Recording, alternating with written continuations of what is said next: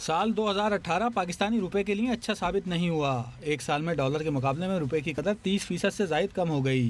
साल के आगाज पे डॉलर की कीमत 110 रुपए थी, जो साल के इख्तिताम पे बढ़कर 139 रुपए हो गई। करेंसी डीलर्स कहते हैं कि आलमी मालियाती इदारों का दबाव रुपए की कदर में कमी का सबब बना।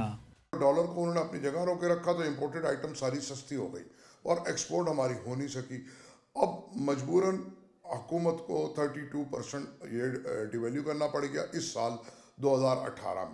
तजियाकार कहते हैं कि रुपए की कदर में 30% से जायद कमी के बावजूद मुल्क की बरामदात में इस रफ्तार से इजाफा नहीं हो सका जिस रफ्तार से होना चाहिए था।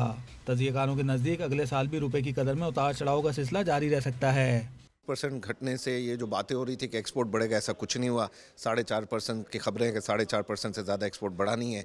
वजह जो मेन थी वो ये थी कि आपका इकॉनमी बहुत तबाह है और रहेगी। फिर आपके पास रिजर्व नहीं थे। फिर आपके इंपोर्ट जो सबसे बड़ा इंपोर्ट है ऑयल का, उसके भी प्राइसेस थोड़े बढ़े हुए थे, तो वो भी आपके ऊपर एक डैमेज था। फ्री फ्लोट करके IMF की जो मेन थी वो तो हमने दिखा दिया है। वो अब जो वो सोच रहे थे वो भी नहीं हुआ। मुझे लगता है यहाँ पर अब ये स्टेबल हो जाएगा।